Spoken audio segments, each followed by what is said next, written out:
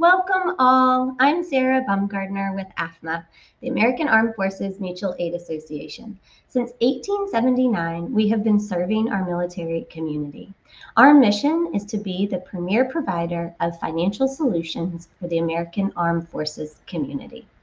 As the Director of Partnership and Member Engagement, I talk with other military nonprofit organizations, military influencers, about the work that they are doing within the military community.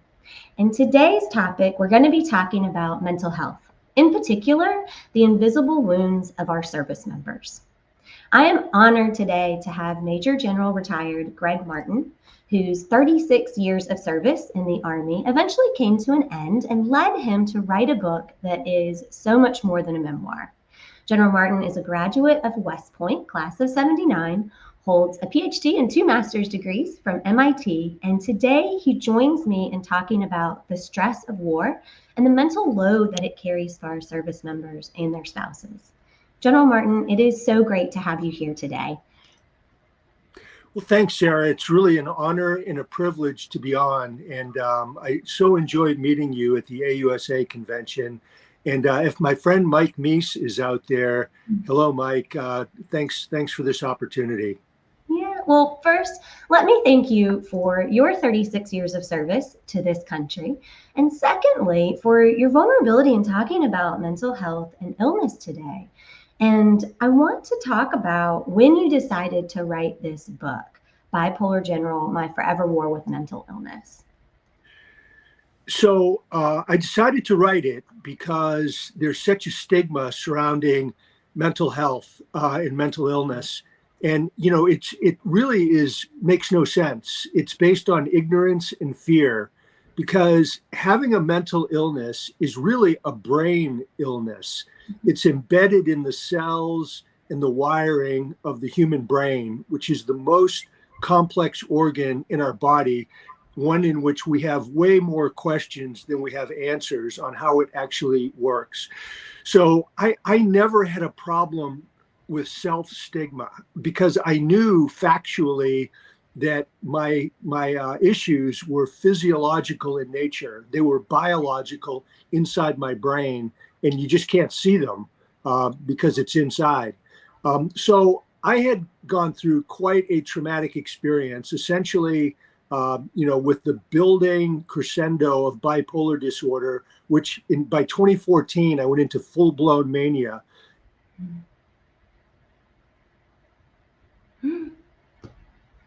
Forced to resign from command. It was really a nice, gentle way of being fired. And then I was forced to retire, and then later hospitalized.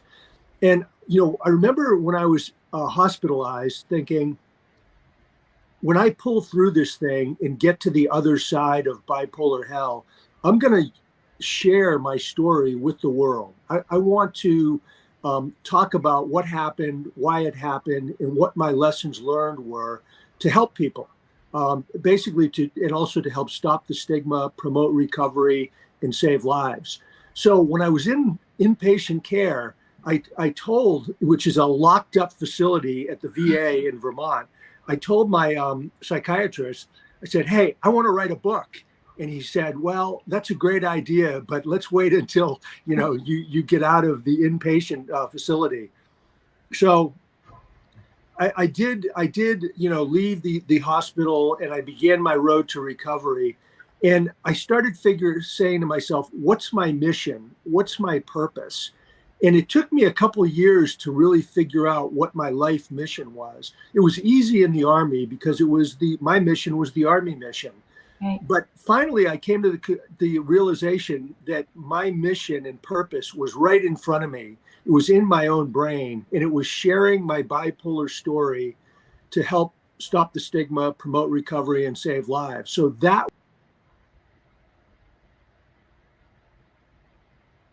and actually write it.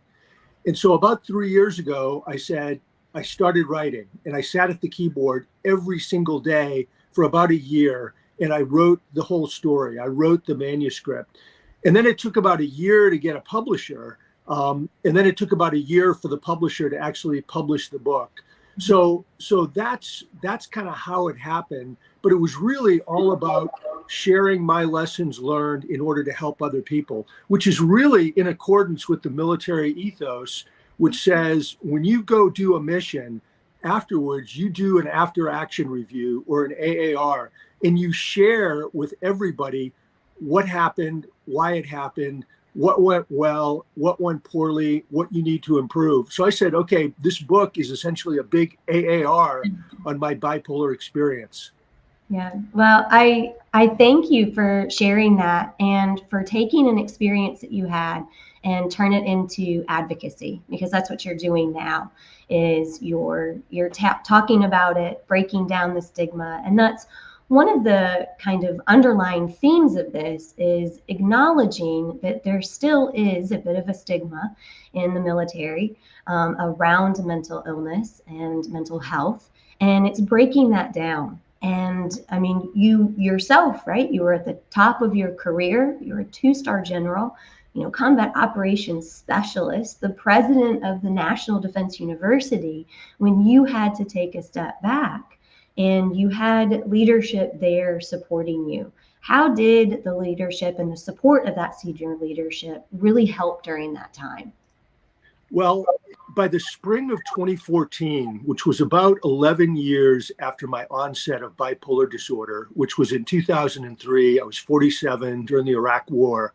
From 2003 to up through, for the next decade or so, my performance was extremely high. I got, top ratings. I kept getting moved into big, prestigious, complicated jobs. And it was things where I thought were going pretty well. But of course, I had no idea I had bipolar disorder, and neither did the people around me or above me. But by 2014, everything changed because in the spring of 2014, I went into full-blown mania, which was really a state of madness or insanity. And my behavior was so erratic, out of control, unpredictable, over the top, that people started writing anonymous reports to my boss, who was the chairman of the Joint Chiefs of Staff. And they said, hey, we don't know quite what's wrong with General Martin, but something's really wrong.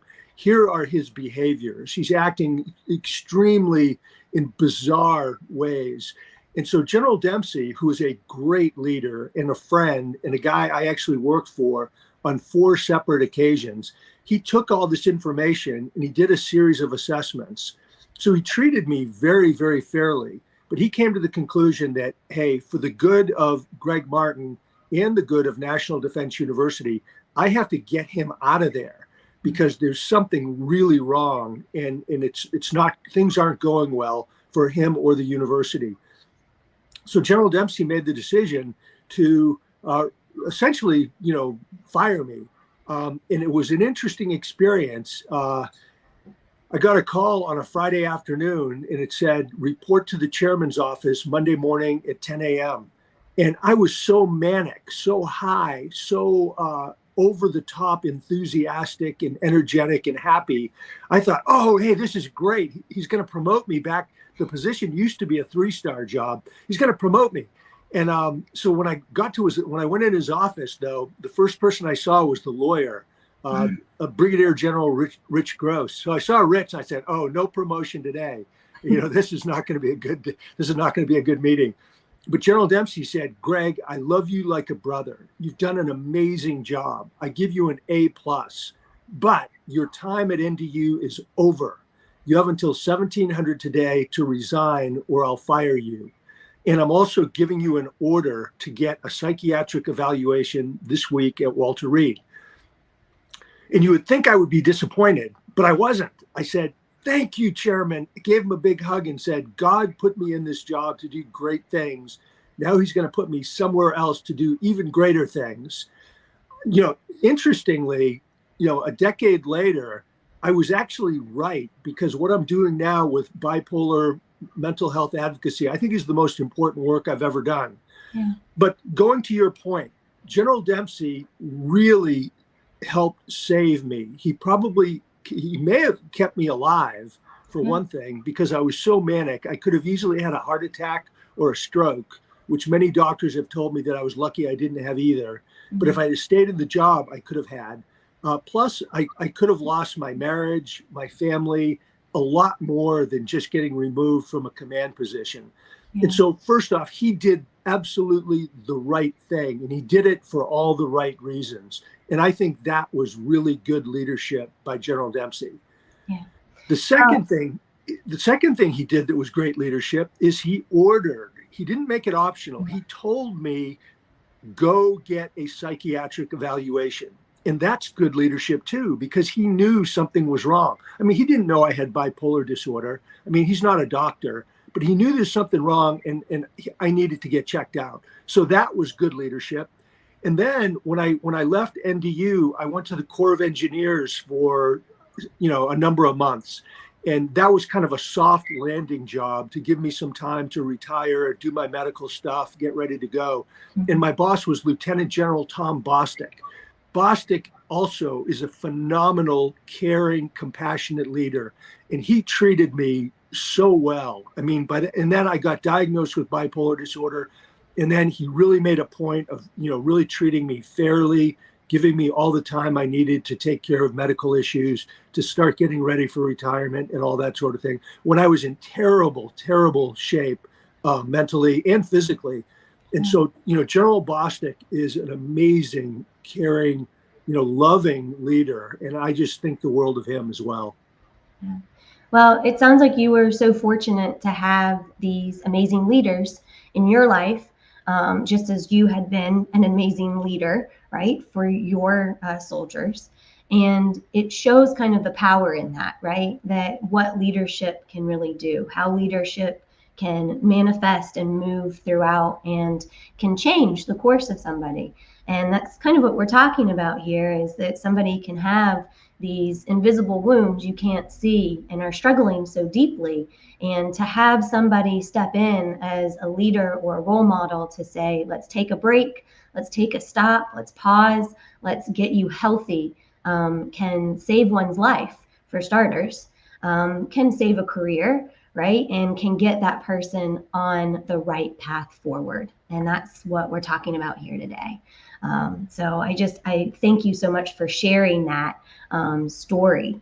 And if we want to take a minute, maybe just to look back in the past and think, what would you have told your 25-year-old self, knowing what you know now? What would you say to that 25-year-old, young officer?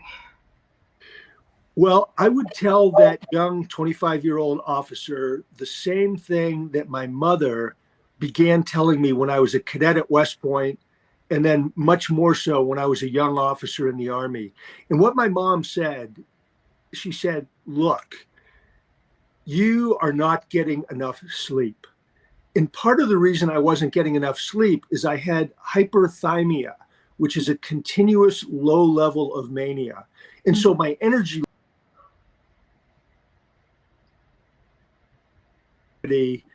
and so forth, that I didn't need very much sleep. And so I didn't get very much sleep, which then wears you down. It wears down your brain, it wears down your body.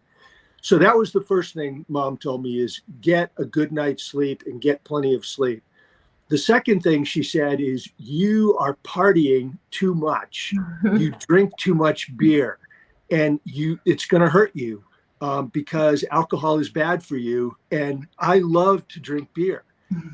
And so she was right, because the combination of not enough sleep and too much alcohol over a period of years and decades, it basically pushed me up the bipolar spectrum from very low level to a very high level, but it all added up.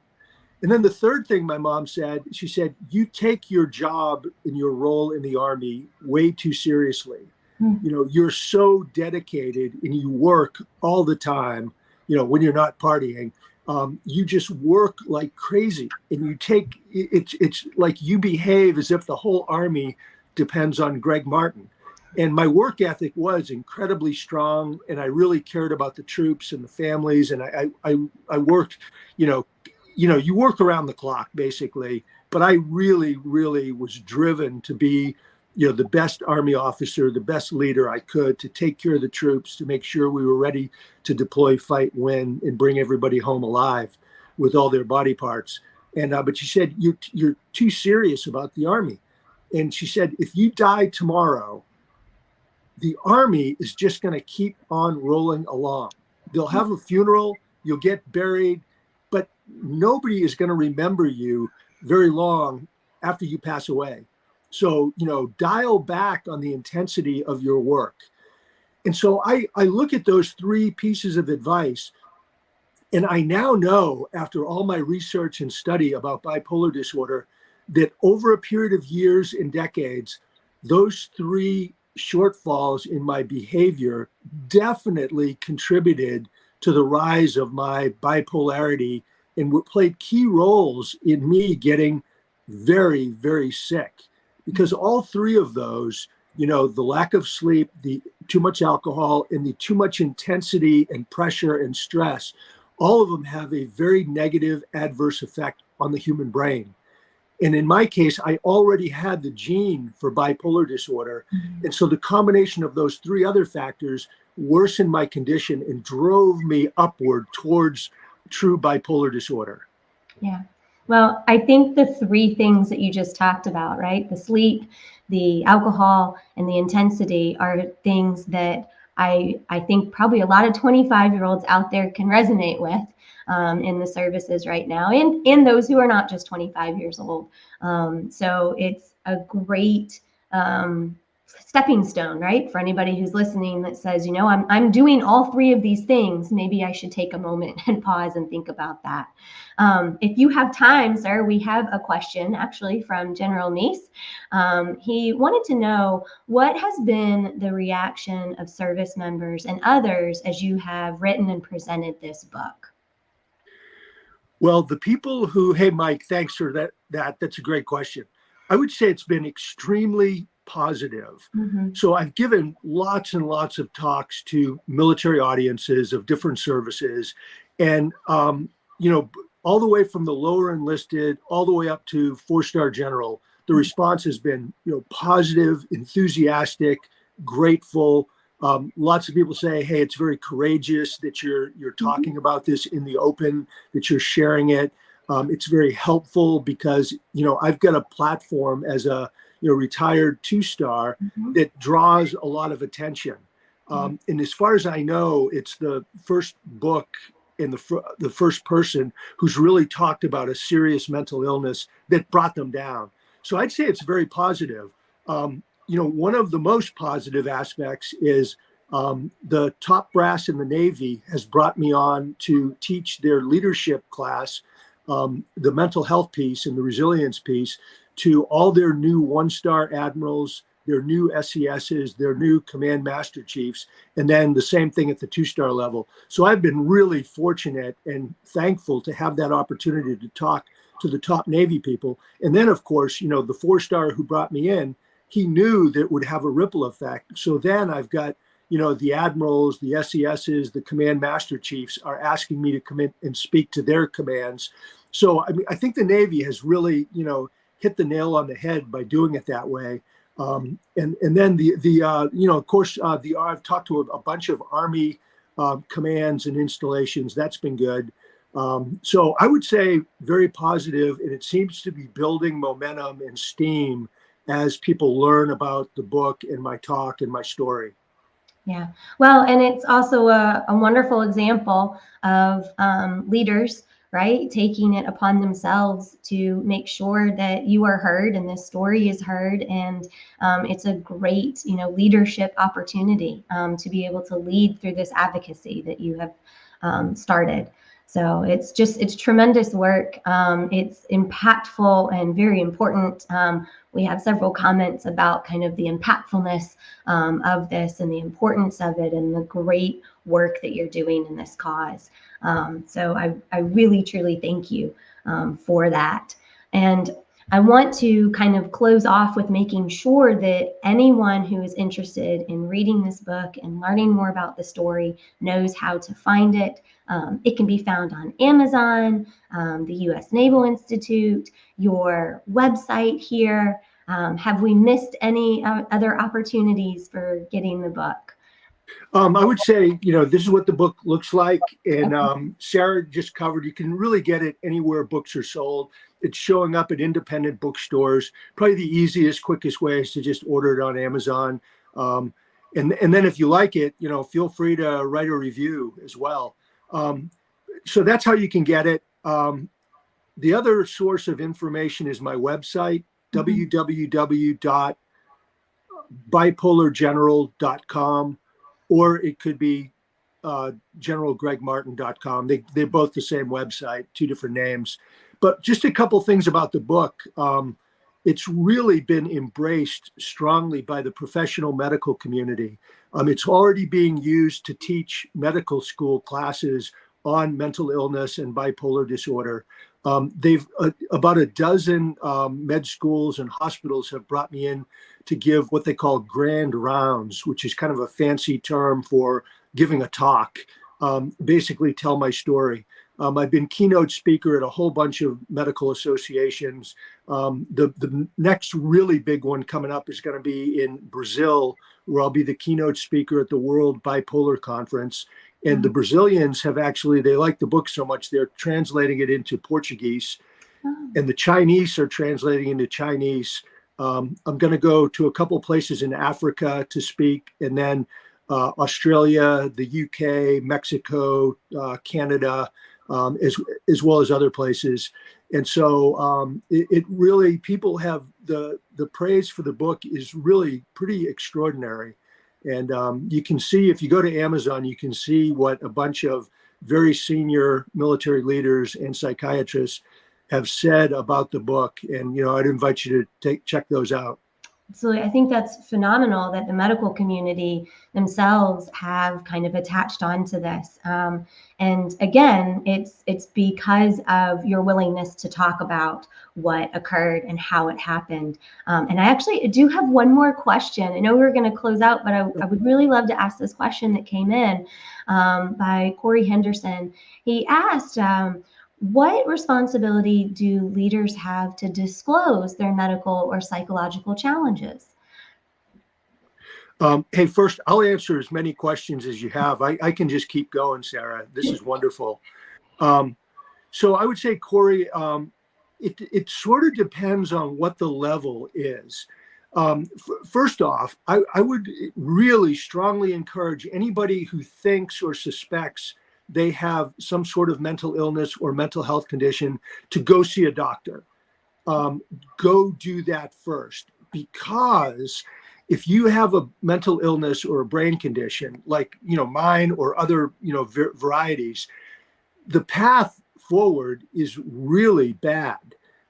First off, there's a very good chance it'll destroy your marriage, your family, your career, your finances.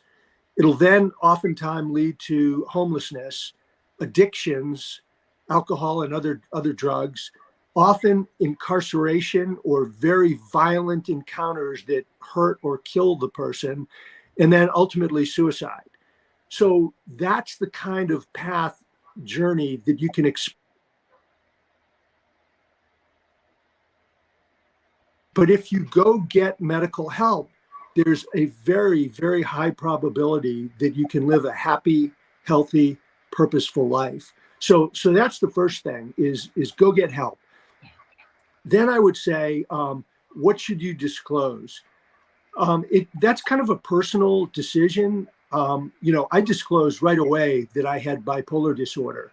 I told General Bostic, he was the first person, him and my wife were the first people I told that, hey, I've been diagnosed with bipolar disorder, for which I was grateful, because then I knew what was wrong with me. I knew I was sick, but I didn't know what the problem was. And so then I had a target, a face, something that I could go after and, do battle with.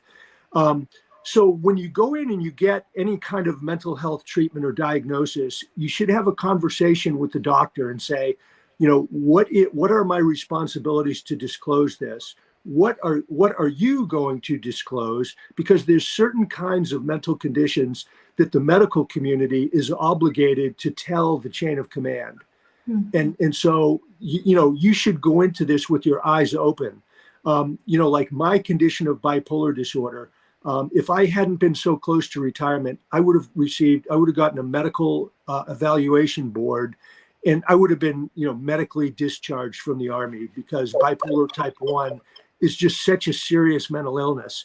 But I would say it's a personal choice.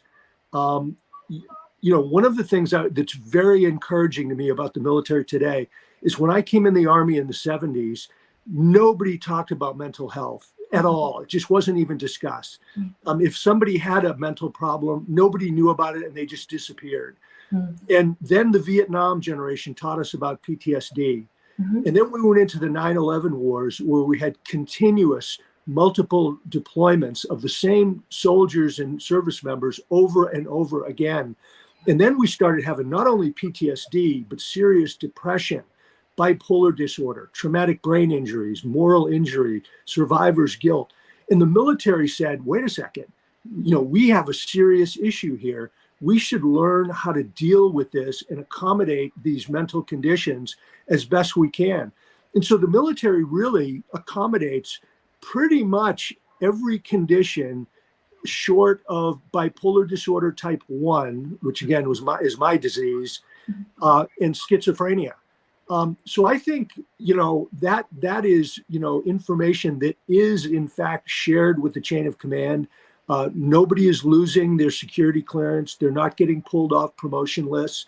They're being treated, and the military is giving accommodation for them because they can perform their duty to standard. And so the military has learned and grown and is dealing with it.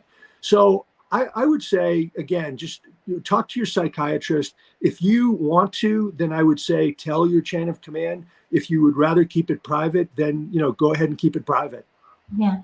Well, and I think the larger takeaway that I'm personally am hearing from that is, as long as you're getting help and treatment, right, you can maintain a lot of your job, and you're not going to be, security clearances won't be taken away and things of that nature, as long as you're seeking help, right? As long as you're in a medical professional's care, you're getting help and you're getting treatment. And that's the most important thing. Yeah, yes, absolutely. And, the military they want to keep people. They don't want to kick people out because we don't have enough troops. Yeah. And so they're looking for ways to keep people and accommodate them and work with them. Yeah, that's great. Well, I want to thank you for talking with us today, General Martin. I want to echo the comments that have come in about your efforts and the significant impact of your work and your advocacy, both in the military community, but in the medical community as well. So thank you for your time. Thank you for what you are doing. I hope to talk with you again about this because it is such an important and pressing issue. Well, thanks. You cut out for just a second there, so sorry for the delay. But thank you so much. Thanks to you. Thanks to General Mike Meese. I think you have a phenomenal organization, and I really appreciate this opportunity to share my story, which is now my life work, my life purpose. So thank you very much. And to the audience, thanks for being on. Yeah. All right. Well, I'm Sarah Bumgardner, and that will wrap up our AAFMAA Live for today. If you would like more information about AAFMAA and financial readiness within the military community, you can subscribe here on the QR code on your screen. Otherwise, I thank you all for joining today, and I hope you have a great day. Bye now.